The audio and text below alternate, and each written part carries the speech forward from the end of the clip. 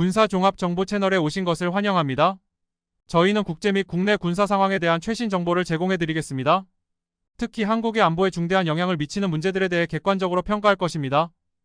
얼마 전 러시아 크렘린궁은 성명을 통해 한국이 우크라이나에 군사적 지원을 하는 것은 분쟁에 어느 정도 개입하는 것임을 의미한다며 우크라이나에 무기를 보내지 말 것을 경고했습니다. 러시아가 한국에 대해 우크라이나 문제에 개입하지 말라는 협박성 발언을 하자 백악관은 한국에 대한 지원 사격에 나섰습니다. 존 커비 미 백악관 전략소통조정관은 우리는 한국과 조약 동맹이며 그 약속을 매우 진지하게 여긴다는 점을 상기시키고 싶습니다.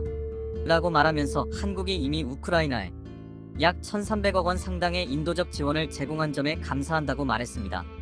이와 동시에 폴 러케머라 주한미군 사령관은 미 상원군사위원회 청문회에서 한미연합훈련의 실제 사격훈련 다시 도입해야 한다. 훈련 예산이 부족하다고 밝혀 한국에 대한 방위비 증액을 역설했습니다. 이념을 떠나 기업활동의 시대를 살아왔는데 갑자기 우크라이나 전쟁으로 인해 이제 세계는 다시 신냉전 시대가 도래하고 만 것인데요. 러시아가 이 정도로 급발진을 한 이유는 그만큼 한국에서 넘어오는 포탄의 성능과 물량이 부담스럽기 때문입니다. 그런데 급속도로 냉각되던 한국과 러시아의 관계에 예상치 못한 사건이 발생했습니다. 지난 21일 새벽 울산시 울주군 앞 28해리 약 51km 떨어진 바다 위에서 러시아 어선에 갑자기 화재가 발생했습니다. 이 어선은 769톤급 러시아 국적 선박으로 전날 오후 부산항에서 출항해 어패류 100톤가량을 싣고 러시아로 돌아가던 중 화재가 난 것이었습니다. 러시아 어선에 화재가 발생했다는 신고가 접수되자 대한민국의 해군과 공군은 즉시 주요 자산을 대거 투입해 구조에 나섰습니다. 이날 우리 해군과 해경의 적극적인 구조작업 덕분에 사고 발생 약 1시간 40분 만에 선박 전체 선원 25명 가운데 21명을 구조할 수 있었습니다. 우리 군은 실종된 선원들을 구조하고자 P3 해상 초계기와 고속정 한 척을 재차 투입해 추가 수색을 펼쳤는데요. 군은 사고 접수 즉시 사고 해역 인근에 있던 이지스 구축함과 부산에 대기 중이던 고속정 한 척을 즉각 현장으로 출동시켰고 공군 수송기 일대도 해당 수역 상공으로 날아가 조명탄 42발을 투하하며 수색 구조 활동을 지원했습니다. 우크라이나에 대한 군사 지원 가능성을 둘러싸고 한러 관계가 급속 냉각된 것과는 별개로 한국은 인도적인 긴급 사안에 대해서는 망설이지 않고 인명을 구조한 것입니다. 이 뉴스는 곧바로 러시아군에 의해 공식적으로 발표되었습니다. 러시아 어선이 침몰 직전에 한국이 해군과 공군까지 투입하여 21명이나 구조했다는 소식이 알려지자 러시아인들 역시 크게 감동받은 분위기입니다. 최근 긴장감이 돌긴 했지만 사실 러시아에서 한국은 오랫동안 의리 있는 국가로 통해왔습니다. 그리고 이 같은 이미지를 만드는데 중요한 역할을 한 곳은 바로 삼성과 같은 기업들이었습니다. 1998년 8월 17일 당시 러시아 정부는 모든 외채 지불을 90일간 유예한다며 모라토리엄을 선언했습니다. 시장경제로의 체제 전환 이후 호황을 누리던 러시아 경제가 하루아침에 거품이 꺼졌기 때문입니다. 러시아가 모라토리엄을 선언하자 그때까지 투자를 확대하던 외국 기업들은 혼비백산, 앞다퉈 달아나거나 사업 규모를 축소하기에 바빴습니다. 하지만 당시 끝까지 러시아에 남은 업체가 바로 한국의 삼성전자와 LG전자였습니다. 다행히 러시아 경제는 2000년부터 고유가 덕분에 살아나기 시작했습니다. 그러자 떠났던 일본과 유럽의 전자업체들이 슬그머니 되돌아왔습니다. 하지만 러시아 국민들은 알고 있었습니다. 위기 상황에서도 한국 가전업체들이 러시아를 믿고 끝까지 자리를 지키며 함께했다는 사실을 말입니다. 이 때문에 삼성, LG전자 등 한국의 가전 브랜드는 사실상 러시아 국민 브랜드와 같은 대접을 받았습니다. 한국과 러시아의 끈끈한 의리를 보여주는 대표적인 사례는 세계 최정상급의 러시아 클래식 발레를 대표하는 볼쇼이 극장 후원의 역사입니다. 볼쇼이 극장은 러시아 예술의 심장이라고 불리며 세계 최고의 아티스트들이 공연하는 곳으로 유명합니다. 하지만 러시아는 구소련 붕괴 이후 큰 경제 위기를 겪었고 1998년 모라토리엄을 선언하는 등 경제 상황이 최악이었습니다. 결국 볼쇼이 극장도 1991년 소련 붕괴 이후 정부 재정 지원이 끊기면서 몰락 위기에 처했습니다. 당시 러시아에 있던 서구 기업들은 자국으로 철수하기 바빴고 볼쇼이 극장은 후원사를 다급하게 찾아야 했습니다. 이때 손을 내민 곳이 바로 삼성전자였습니다. 이후 삼성전자가 15년 이상 꾸준히 볼쇼이를 후원했는데 러시아의 경제가 정상궤도에 오르자 뒤늦게 홍보 효과를 노린 세계적인 기업들이 스폰서가 되겠다고 돈을 싸들고 왔지만 볼쇼이 측은 단호하게 이렇게 말했습니다. 우리에게는 몇십 배의 후원보다 가장 어려운 시기 우리의 자존심을 지켜준 삼성과 형제애를 지켜나가는 것이 더 중요하다. 이렇게 볼쇼이 측은 우리의 스폰서는 오직 삼성이라고 공식적으로 밝혔을 정도로 신뢰가 굳건했습니다. 그리고 삼성이 볼쇼이를 후원한 지 30년이 되던 해 삼성전자는 볼쇼이 극장과의 파트너십 30주년을 기념하는 영상을 공개했습니다. 이 기념 영상에는 볼쇼이 발레단의 수장 아르테미 벨야코프의 초연 영상이 들어있었는데 삼성은 이 영상을 러시아 전역의 104개 삼성 브랜드 매장에서 LFD 비디오월로 상영했습니다. 러시아 예술의 심장이 기술의 삼성과 맺은 깊은 신뢰를 보여주는 장면이었습니다. 또한 삼성은 2003년부터는 톨스토이 문학상도 후원했습니다. 톨스토이 문학상은 톨스토이 탄생 175주년을 맞아 톨스토이의 인본주의와 문학성을 기리고 러시아 문학의 발전을 장려하기 위한 것으로 톨스토이 재단과 삼성전자가 공동으로 제정한 순수 문학상입니다. 모라토리엄 이후 모두가 짐을 싸서 떠나던 그 시기에 삼성전자가 러시아에 잔류하며 현지 시장에 뿌리내릴 수 있었던 배경에는 고 이건희 회장의 결단이 있었습니다. 당시 이건희 회장은 러시아에서 철수하지 않고 오히려 더 공격적인 투자를 결정했습니다. 또한 볼쇼이 극장을 일으키고 톨스토이 문학상 후원도 유지했습니다. 이건희 회장의 결단이 삼성을 러시아의 은인으로 만든 것입니다. 삼성전자는 2011년부터 2016년까지 6년 연속으로 러시아 시장조사기관 OMI에 의해 러시아가 가장 사랑하는 브랜드 1위에 올랐는데요. 나이키, 아디다스, 소니, 애플 등 유명 기업들을 제치고 부동의 1위에 오른 것입니다. 당시 많은 기업들은 궁금하게 여겼습니다. 대체 어떤 점이 러시아에서 삼성이 이렇게 탄탄한 고객층을 만들 수 있게 한 것일까? 1990년 처음 러시아에 진출한 삼성전자가 유럽 최대의 소비 시장인 러시아에서 1위를 거머쥔 배경에는 러시아 문화에 대한 이해와 사랑, 그리고 꾸준한 후원으로 신뢰를 얻은 것이 주요했습니다. 삼성은 1991년부터 볼쇼이 극장을 후원해 최장수 후원사가 되었을 뿐 아니라 2015년에는 볼쇼이 극장에서 열리는 모스크바 국제빛 축제의 후원사로서 극장 외벽에 자사 제품을 주제로 한 영상을 상영해 호응을 이끌어냈고, 아울러 루브르 박물관, 대형 박물관과 함께 세계 3대 박물관으로 손꼽히는 러시아 에르미타주 박물관도 1997년부터 후원해왔습니다. 특히 후원 10주년을 맞아 시작된 에르미타주 박물관 문화재 복원 사업은 기업이 후원을 할 때 어떻게 해야 하는지 그 정석을 보여줍니다.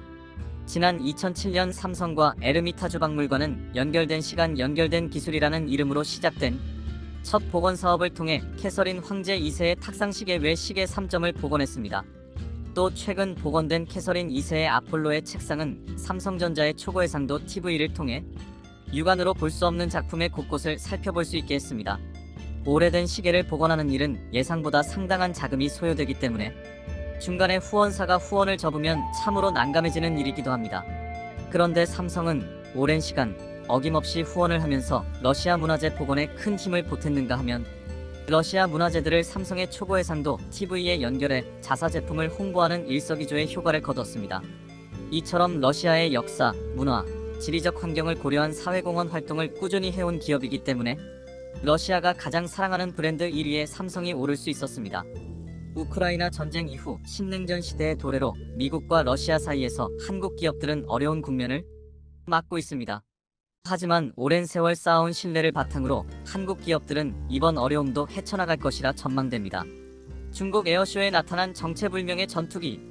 겉으로 보면 마치 F-35를 꼭 빼닮은 이 전투기는 바로 중국에서 차세대 전투기라 선보인 젠 35입니다. 중국 에어쇼에서 첫 데뷔한 이 전투기에 대해 전세계 군사 전문가 사이에선 끊임없는 논란이 터져나오고 있는데요. 외형에서나 성능면에서나 누가 봐도 F-35들 베껴 만든 것이 분명해 보이지만 정작 중국 공군 측은 이 전투기가 순수 중국 기술의 결정체라며 오히려 F-35를 능가하는 성능이라 치켜세우고 있습니다. 그러나 미국 로키드 마틴사의 반응은 의외였습니다. 그들은 젠 35의 조잡한 외형 상태와 비행 시 불안한 기동, 그리고 무엇보다 외부로부터 철저히 차단된 자사의 보안 정책상 기술 유출이 가능할 리 없다고 못 박은 것인데요. 때문에 의심의 눈초리는 자연스레 KF-21의 기술 베끼기로 쏠릴 수밖에 없었습니다. 이는 분담금 미납 문제로 사실상 프로젝트에서 퇴출된 인리 정부가 고의적으로 중국에 KF-21의 기술을 유출했다는 소식이 전해지면서 점차 기정사실로 굳어지고 있는데요. 만약 이것이 사실이라면 중국은 또 한 번의 커다란 실수를 저질렀다는 것이 전문가들의 중론입니다. 이는 7년 전 훈련 중에 있었던 J-10 전투기의 추락과도 깊은 관련이 있었습니다. 전문가들이 공동적으로 말하는 KF-21을 함부로 카피해선 안 되는 이유와 이를 무시한 젠35의 치명적인 결함이 무엇인지 자세히 알아보도록 하겠습니다. 얼마 전 미 펠로시 하원 의장이 대만을 방문한 후 중국 공군은 그동안 베일에 쌓여왔던 차세대 전투기 젠35를 깜짝 공개하며 동북아에 대한 위협 수위를 높이기 시작했습니다. 지금까지 알려진 중국의 최신 전투기는 FC-31이 전부였기에 이 소식은 한국과 일본 그리고 미국으로부터 커다란 관심을 끄는 데 성공했는데요. 지난 광둥성 에어쇼에 출연해 화제들 모으기도 했던 이 전투기는 철저히 비공개로 제작되어 왔기에 오직 사진으로만 그 존재를 확인할 수 있었습니다. 일각에선 에어쇼 당시 기체의 종류를 명확히 구분하기 어렵다는 점으로 미루어 젠35가 아직 미완성에 그쳤고 에어쇼에 출연한 전투기는 외형만 비슷한 페이크라는 의혹을 제기했으나 KF-21이 2차 비행에 성공하고 정확히 사흘 뒤 중국 SNS인 웨이보의 도심지를 비행 중인 젠35 영상이 갑자기 공개되며 앞서 제기된 의혹들을 모조리 불식시켰습니다. 다만 왜 하필 이 시기에 철저히 숨겨둔 젠35 영상을 공개했는지 이유에 대해 전세계 군 전문가들은 한국의 KF-21의 성공을 의식하여 중국 공군이 고의적으로 유출했을 가능성에 무게를 두었습니다. 무엇보다 의심스러운 점은 5세대 전투기인 FC-31이 출시된 지 얼마 되지도 않은 상황에 연구개발에만 최소 10년이 소요된다는 신형 전투기가 어떻게 이리도 빠른 시간에 완성될 수 있냐는 것인데요. 한국의 KF-21은 KAI와 국방과학연구소가 주도하여 약 225개의 국내 업체와 10개의 정부 출연 연구소가 함께 참여했음에도 무려 21년의 세월 끝에 이제 막 시험 비행에 성공했을 뿐이었습니다. 가장 유력한 설은 젠35는 순수 중국산 기술이 아닌 해외 신형 전투기를 그대로 본따 만든 짝퉁일 가능성이 높다는 것인데요. 실제로 네이버 뉴스 등 서방 군사 전문 매체들은 젠35를 보자마자 F-35를 마치 팩시밀리로 복사한 듯 그대로 베낀 것 같다며 너나 할 것 없이 조롱하는 듯한 반응을 보였습니다. 과연 얼마나 비슷한지 젠35의 외형을 하나하나 뜯어보겠습니다. 기체의 앞부분엔 적외선 탐지와 추적 장비인 IRST 센서가 뾰족하게 나와 있는데 이는 F-35의 전자광학 추적 장치와 비슷한 기능을 하는 장치라고 합니다. 그 뒤로 기울어진 형태의 레이더돔은 첨단 위상 배열 레이더의 안테나 중 하나로 추정되는데요. 조종 사용 표시 장치엔 F-35에 탑재됐던 전방 표시 장치가 그대로 달려 있었고 심지어 엔진 배기구의 형태도 F-35와 비슷한 톱니 모양이 똑같이 사용된 걸 알 수 있습니다. 하지만 최근 미 군사 매체들은 중국이 해킹을 통해 F-35의 정보를 취득했을 가능성보단 한국의 KF-21의 설계도를 비밀리에 넘겨받아 만들었을 가능성이 높다고 판단하고 있습니다. 얼마 전 인도네시아 조코 위도도 대통령은 중국과의 정상회담에서 운명 공동체 공동 건설이라는 큰 방향을 설정하고 양국 정상회담에 관한 공동보도 성명을 발표했으며 사이버 안보 역량 구축 등 군사 분야에 대한 협력 문서들 체결한 바 있습니다. 여기엔 인니의 군사기술과 정치, 경제적 모든 분야에 대한 서스럼 없는 교류가 요구됐기에 군사 전문가들은 유럽의 많은 나라들을 놔두고 하필 인니가 KF-21의 공동개발국으로서 선정된 것에 상당한 우려를 제기해왔는데요. 한술 더 떠 중국 관영 황구15 측은 KF-21과 젠35, J-20 등을 비교하면서 관계자가 아니면 모를 법한 KF-21의 단점들을 줄줄이 읊어나가며 스텔스 성능 면에서 중국 전투기의 상대가 안 된다는 식의 보도를 내놓는 등 이 의혹에 무게를 더했습니다. 게다가 젠35는 F-35에 뒤처지지 않는 회첨단 항법 및 전자장비 틀 갖췄고 더 많은 무기를 적재할 수 있어 폭격 능력에서도 월등히 앞선다고 분석한 뒤 개선의 여지가 많은 젠35의 차기 버전은 향후 KF-21보다 압도적인 우위에 설 것이라 말했습니다. 중국의 최신 레이더 시스템은 모든 5세대 스텔스기들 감지할 수 있고 때문에 HQ-16과 같은 지대공 미사일로 KF-21을 손쉽게 격추할 수 있다는 것이 그의 논리였죠. 하지만 한국은 이미 오래전 인니의 배신을 예견해 나름대로의 안전장치를 마련해두고 있었습니다. 분담금 문제를 몇 년간이나 질질 끌어온 데에서 불안감을 느낀 방사청은 KF-21의 엔진 시험 평가가 시작되기 몇 개월 전부터는 아예 인니 측의 핵심 정보들을 고의로 누락시켜왔는데요. 때문에 중국이 알고 있는 KF-21의 정보 중 특히 아이언버드는 아예 반쪽짜리 정보라 해도 과언이 아닙니다. KF-21 개발에 착수하게 되면서 한국은 가장 먼저 순수 국산 기술로 운영되는 아이언버드 개발을 핵심 목표로 설정했습니다. 항공기 동합 시스템으로 알려진 아이언버드는 조종과 비행 제어, 비행 시뮬레이션 데이터를 통한 상황 모사, 그 외 동적 시험 장비 등이 포함되지만 KF-21엔 세계 최초로 항공기 개조 개발과 성능 업그레이드 사전 검증 시스템이 추가됐는데요. 이는 2016년부터 5년 동안 밤낮을 가리지 않고 노력해온 KAI 직원들의 성과로 2020년 11월 마침내 모습을 드러낸 한국판 아이언버드는 항공기 재현, 항공기 모사, 시험 장비로 구성된 10여 개의 서브 시스템을 통합하여 시스템의 신뢰성과 기체의 안전성 확보, 마지막으로 항공기 개조 개발 및 성능 개량 시 성공 확률을 크게 증대시키는 효과를 낳았습니다. KAI 측에 따르면 이러한 아이언버드의 데이터는 차후 KF-21을 개조하거나 성능을 개량할 때 중요한 자산이 되며 이는 곧 블록 3로의 전환점에 크게 기여하게 될 것이라 말했습니다. 따라서 중국의 젠35가 정말로 KF-21의 기술 유출을 바탕으로 만들 어진 것이라면 이는 대단히 큰 실수가 될 전망입니다. 실제로 과거 미 F-16을 어설프게 베껴만을 어떤 초기 J-10은 시험 비행 도중 오작동을 일으키는 바람에 중국의 한 조종사들 사망하게 만든 사건이 있었습니다.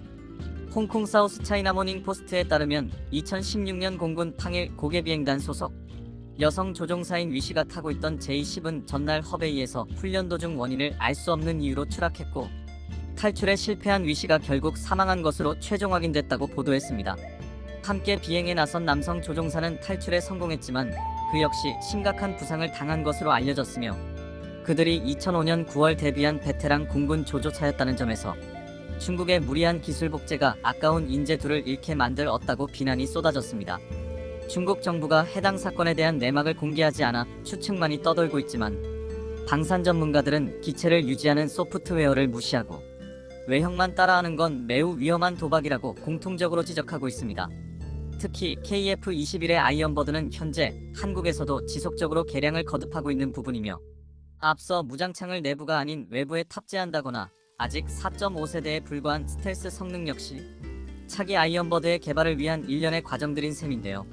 무엇보다 결함 모사와 성능 업그레이드 정보를 실시간으로 전송하는 KF-21만의 아이언버드 체계는 오직 한국에서 최초로 시행되는 것이기 때문에 이처럼 중국의 무모하고도 위험한 베끼기 행각은 자칫 위시 사건 이상의 끔찍한 사태를 유발할 수 있다는 게 전문가들의 중론입니다. 재밌는 건 중국과 인니가 현재 이 사실에 대해 알지 못할 가능성이 높으며 본의 아니게 한국에 덫에 걸려버린 양국이 향후 어떠한 사건 사고를 계기로 앙숙처럼 돌변할 수도 있다는 것이죠. 분명한 건 불득이와 블록 3을 거쳐 5년 후 완벽한 모습으로 재탄생하게 될 KF-21은 앞서 동북아 전형의 새로운 변화를 불러올 것이라는 중국의 한 군사 전문가 말처럼 상상 이상의 성능을 예고하고 있습니다. 설사 외형은 복제할 수 있어도 21년간 공들인 한국만의 아이언버드는 감히 베낄 수 있는 수준의 것이 아니며 이것이야말로 KF-21의 본체라는 것은 무언가 스스로 개발해본 적 없는 그들이 알기란 만무하다는 사실이죠. 바이든 행정부가 한국 미래 산업을 모조리 빨아들이고 있는 가운데 과거 미국 기업 튜폰과 엄청난 싸움을 했던 한국 기업 코오롱 인더스트리의 사연이 부각되고 있어 화제입니다. 미국 정부와 튜폰이 코오롱 인더스트리를 끝장내려 했지만 뜻대로 되지 않았고 최근 엄청난 반전까지 나오고 있기 때문입니다. 이는 최근 바이든 정부의 행보를 조심해야 하는 이유로도 주목받고 있습니다. 미국의 본 모습이 드러났던 놀라운 사건, 현재 어떤 일로 이어지고 있는지 자세히 알아보겠습니다. 듀폰과 코오롱 인더스트리는 합성 섬유 아라미드를 놓고 6년간 법정 다툼을 벌인 바 있습니다. 아라미드 섬유는 5mm 굵기로 2톤짜리 자동차를 들어올릴 만큼 강도와 인장력이 뛰어나고 최근에는 전기차 소재로도 주목을 받는 제품입니다. 강철의 5분의 1 수준으로 가벼우면서도 6배나 강도가 높고 500도씨 이상에도 버틸 수 있어 방탄복이나 방열복, 항공, 우주 분야에서도 널리 쓰이고 있습니다. 1973년 미국 튜폰이 처음으로 상용화한 후 세계 1위를 하고 있으며 국내에서는 2005년 코오롱 인더스트리가 국산화를 이뤄 듀폰의 아성에 도전한 바 있습니다.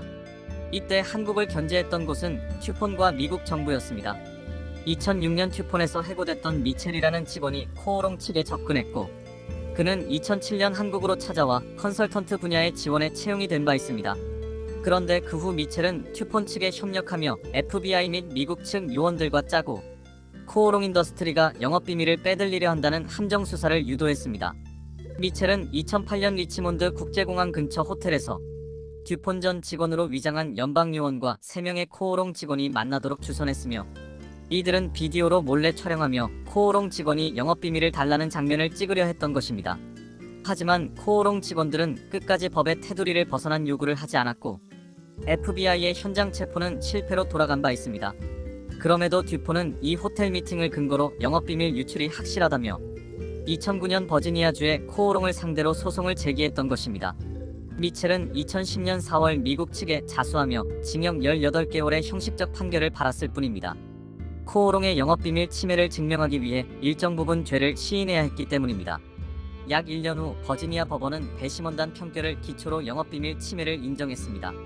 코오롱 인더스트리는 듀폰에 9억 2천만 달러를 배상하라는 판결과 관련 제품 생산과 판매를 금지하라는 초강력 제재까지 받았던 상황입니다. 당시 판결로 코오롱 구미 공장에서의 아라미드 생산이 중단되기도 했습니다. 1조 원에 달하는 손해배상액은 4년치 순이익에 해당하는 금액이었습니다. 5년 동안 미국 시장 매출액이 33억 원에 불과했는데 300배를 내라는 말도 안 되는 판결이었죠. 실제로 1심 판결에 영향을 준 9명의 배심원단은 가정주부 및 경비원, 운동코치 등이었고 난해한 내용을 이해하지 못하는 상황에서 미국 기업에게 유리한 선택을 했던 것입니다. 전세계 아라미드 시장은 미국 듀폰 43%, 일본 테이진이 37%로 이들은 양강 구도를 이루고 있었습니다. 하지만 코오롱 인더스트리 제품의 가성비가 더 뛰어났고 위협을 느꼈던 상황입니다. 1심에서 듀폰이 승소했다 하여 코오롱 기술의 진실을 덮을 수는 없었습니다. 지난 60년 동안 섬유 산업 분야에서 뛰어난 기술과 특허를 개발해왔고 1979년부터 아라미드 기초 연구를 시작한 후 국책과제로 선정돼 카이스트와 함께 독자 기술력으로 상용화를 이룬 내용이 증명됐기 때문입니다. 듀폰 측이 영업비밀이라 주장했던 것도 이미 유효기간이 만료됐거나 공개된 특허였습니다. 누구든지 공개된 특허와 출판물 정보를 활용해 연구개발을 할 수 있으며 그것은 특허 체계의 근간을 이루는 내용입니다. 일본이 수출 규제를 했던 투명 폴리이미드 필름을 코오롱 인더스트리가 국산화를 해낸 것도 이런 연구 과정이 있었기 때문입니다. 결국 2014년 미국 연방법원은 1심 무효화 재심 명령을 낸 바 있습니다. 하지만 듀폰과 미국 정부의 뒤끝은 계속됐고 소송 비용 부담은 커져만 갔습니다. 연간 변호사 비용만 400억 원 정도가 들었으며 같은 규모로 충당금을 쌓아야 했던 것입니다. 결국 버티다 못한 코오통은 승소를 하고도 2015년 듀폰과 최종 합의를 해야 했습니다. 2억 7,500만 달러 약 3천억 원을 5년에 걸쳐 듀폰에 지급하기로 하고 미국 검찰이 제기한 영업비밀 침해 모해 혐의에 대해서도 벌금 8,500만 달러를 지불하기로 하면서 종결에 합의했던 것입니다. 듀폰이 아라미드 시장에서 코오롱을 배제하기 위해 단연간 계획적으로 움직였다는 분석이 나온 것도 이 때문입니다. 듀폰은 주요 구매자에게 8만 100%를 자신들에게서 구입하도록 강요했으며 코오롱의 미국 시장 진출을 방해해 소송을 당하기도 했습니다. 듀폰은 이권을 지키기 위해 미국 내에서만 아라미드 공장을 가동하고 있습니다. 2020년 한국 내 EUV용 포토레지스트 생산 계획을 밝혀 환호를 받기도 했지만 이 또한 삼성의 환심을 3매출을 올리려는 계산된 행동이었습니다. 이때 황당한 것은 반도체 전문가 등 한국인 수십 명을 채용했다는 사실이죠.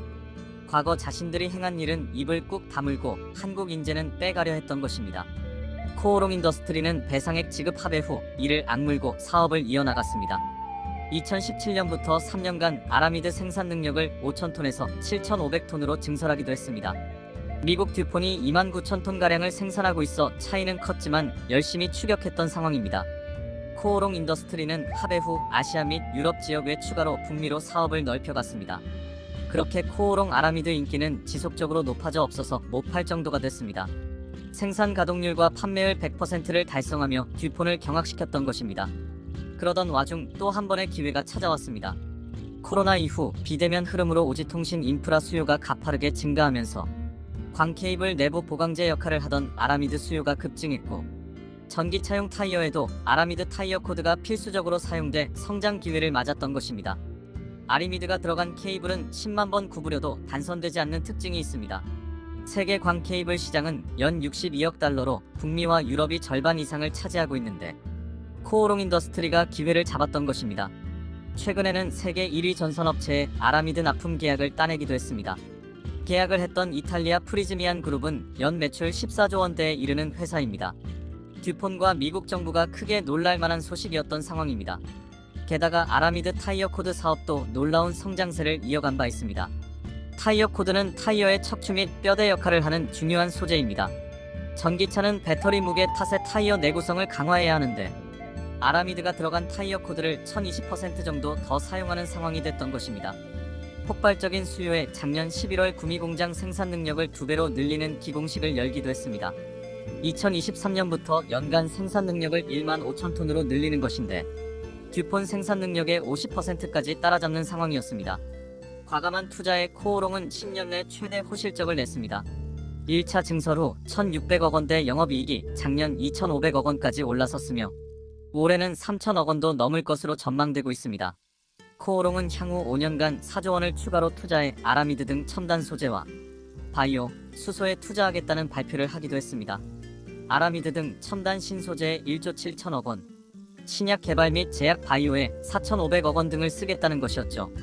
그런데 그 후 바이든 행정부에서 역대급 고장 및 뒤통수 내용이 발표된 바 있습니다. 북미에서 최종 조립되는 전기차에만 보조금을 지급하는 인플레이션 감축법 IRA 통과됐던 것입니다. 이는 국내 전기차 부품업계의 매출 하락을 이끄는 내용입니다. 한국산 전기차는 매년 약 10만 대 수출 차질이 우려되는데 국내 1만 3천 개 부품업계도 어려움을 겪을 수 있다는 분석이 나오고 있습니다. 이는 타이어 코드 등 자동차 부품을 제공하는 코오롱 측에도 타격을 주는 내용입니다. 한국 정부가 급하게 전기차 배터리 핵심 소재 기술 유출을 우려해 양극재 제조기업 LNF의 미국 공장 건설을 불허한 것도 이런 배경에 있습니다. 현재 니켈 비중 90%인 하이니켄 양극재를 생산하는 곳은 LNF가 유일하기 때문입니다. 테슬라에 직접 하이니켄 양극재를 공급할 만큼 기술력을 인정받는 기업이죠. 그럼에도 바이든 행정부는 한국 기업들을 빨아들이는 정책을 지속하고 있습니다. 14일에는 코오롱이나 삼성바이오로직스가 점 찍었던 바이오 산업을 차지하겠다는 발표를 했습니다. 해외 원재료 및 생산에 지나치게 의존했다며 생명공학 관련 미국에서 발명된 모든 것은 미국 내에서 생산하라는 명령이었죠. 이는 한국 바이오 산업의 강점인 위탁 생산 CMO 사업에 큰 영향을 주는 내용입니다. 작년 한국의 백신 허브 구상에 적극 협조하겠다는 백악관의 발표 내용 또한 스스로 뒤엎어버린 상황입니다. 바이든 대통령은 과거 오바마 행정부 시절이던 2009년부터 2017년까지 부통령을 지냈고 듀폰 사건과 KFX 핵심 기술 제공 금지, 사드 배치, 지소미아 등 굵직한 사건의 중심부에 서 있었습니다. 미국의 뒤통수는 KFX 사업에서 크게 나타났고 이는 사드 사태를 불러오기도 했습니다. 한국 정부는 2014년 록히드 마틴으로부터 F-35 전투기 40대를 구매하기로 하면서 KFX 관련 14억 달러 상당의 기술을 이전받기로 한 바 있습니다. 하지만 2015년 4월 미국 정부가 핵심 기술 이전 금지를 통보했던 것입니다. 록히드 마틴도 이를 핑계로 핵심 기술 이전을 거부했습니다. 당시 4개 핵심 기술을 받기 위해 박 전 대통령 등이 미국으로 건너갔고 한국은 사드 배치와 한일 군사정보 공유 협정 지소미아 체결 카드를 꺼내든 바 있습니다. 사실 사드 판매 정보도 록히드 마틴이 제공한 것이었습니다. 사드를 사면 핵심 기술 이전 승인이 날 것처럼 홍보했던 것이죠. 하지만 미국은 끝까지 기술 이전을 거부했고 괜히 사드 배치 공론화만 됐던 상황입니다. 그렇게 사드는 2016년 7월 최종 배치가 결정된 바 있습니다. 미국이 원했던 한일 간 지소미아 한일 군사정보협정 또한 같은 해 11월에 체결됐죠. 사드 배치 후 중국 측에서 강력한 반발이 나오며 한국만 엄청난 경제적 피해를 봤는데 미국과 일본은 반사 이익을 톡톡히 누려 한국인의 공분을 샀습니다. 그럼에도 한국은 미국이 거부했던 핵심 기술을 모두 국산화해 미국을 놀라게 했습니다. 이는 코오롱 인더스트리를 누르려던 미국의 압력을 극복해낸 것과 비슷한 내용입니다. 향후 한국 기업이 미국에 다수 진출한다면 또 듀폰 같은 기업에게 당할 수도 있습니다. 한국은 미국에 너무 퍼주지 말고 현명하게 대처해야 할 것입니다. 현재 일본 정부가 미국과 함께 한국을 빼버리고 산업동맹을 맺는 발표를 진행하고 있는 상황입니다. 그런데 한국에서는 일본에서 한두 번도 아니고 한국을 단순히 자극하는 게 아닌가 하는 반응이라고 하는데요. 그러나 일본에 살고 있는 많은 한국인들은 2019년 일본 정부의 수출 규제 이후 한국에서 한 가지 간과하는 것이 있는데 한국은 반도체 전쟁에서 사실상 승리했으며 일본과는 더 이상 관련 싸움이 없을 것이라는 예상입니다. 하지만 현지의 교포나 관계자들은 한일 관계의 갈등은 이제부터 본격적인 시작일 수 있다고 지적합니다. 한국과 일본은 역사적으로 갈등 관계에 있었지만 이번처럼 심각하게 표면으로 드러난 적이 거의 없었다고 합니다. 물론 독도상에서 분리적 충돌이 날 뻔한 적도 있고 일본에서 망언이 있을 때 외교 문제가 발생하기도 했지만 일본과의 갈등이 지금처럼 깊은 적은 거의 없었습니다. 한국에서도 일본에 대한 좋지 않은 감정은 있었지만 불매운동은 거의 일어나지 않았으며 심지어 일본 여행은 역대 최고로 증가하는 모습까지 보여왔습니다. 그러나 아베 내각에서 한국에 저지른 수출 규제는 한국에 메가톤급 충격을 안겨다 준 것이 분명했습니다. 한국에서는 불매운동이 일었고 일본 여행이 처음으로 급감하면서 양국 관계가 역대 최악으로 치닫은 것입니다. 그런데 의외로 일본의 수출 규제는 별로 효과가 없었고 오히려 아베 정권은 웃음거리가 되고 말았습니다. 전 세계의 많은 나라에서는 한국의 반도체 협력을 위해 연구센터를 세웠고 일본 공장들까지도 들어왔습니다. 따라서 2년이 지난 지금 한국에는 별 영향이 없다고 해서 당시의 사건이 거의 봉합된 것으로 착각한다는 것이죠. 그러나 실제로 일본의 수출 규제는 여전히 진행 중이며 해제가 된 바 없다는 것을 인식해야 한다는 것입니다. 일본 정부가 또 한국의 극단적인 행동을 지속하는 이유는 이번에 수출 규제를 멈추면 역사 문제가 또 반복된다는 것이죠. 지금까지는 그래도 한국에 지은 죄가 있는데다가 국제적인 이목도 있으니 나름 조심스럽게 했는데 2015년 위안부 합의 이후로 일본은 한국의 불가역적 합의가 이뤄진 걸로 봤고 1965년 청구권 협상도 들먹입니다. 그런데 한국 정부가 위안부 합의를 뒤집으려 했고 강제징용 대법원 판결에서 한국이 승리를 하게 되면서 한국에 더 이상은 역사 문제에서 양보할 수 없다면서 수출 규제를 자행했고 이제 멈추지 않는다는 것입니다. 이러한 사건들을 계기로 일본 정부는 한국에 대해서 칼을 갈고 틈만 나면 한국을 망하게 할 방법을 찾고 있는 모습입니다. 일본은 상상 이상으로 집요한데 작은 틈이라도 한국이 손해보는 일이 생기면 적극적으로 개입하고 있습니다. 실제 한국에서 나로호를 발사하는 등 우주강국으로 도약하려는 움직임이 보였는데 일본은 이를 알아차렸습니다. 전 세계 7번째로 발사체 기술을 갖게 되는 것을 일본은 못마땅해 했다는 것으로 전해지고 있습니다. 일본은 어떻게든 한국의 우주산업 발전에 조금이라도 저해가 되는 행동이라면 주저하지 않은 것입니다. 또한 공공연하게 이번 발사가 단순히 위성뿐만 아닌 ICBM 탄도미사일 기술과 같다는 것도 거슬리는 것입니다. 한국이 우주강국뿐만 아니라 군사강국으로 올라서는데 상당한 경계감을 가지고 있는 게 당연한 것입니다. 따라서 미국 주도의 달 탐사 연합인 아르테미스에 한국이 가입하는 것을 반대한 것이 당연한 것입니다. 일본은 신뢰할 수 없는 국가와 우주 첨단 기술을 공유하기 어렵다며 한국의 달 탐사 연합 가입에 반대한 것이죠. 실제 미국이 달 탐사 연합 초기 멤버를 발표할 때 한국이 빠져있는 의아한 모습이 보여지기도 했습니다.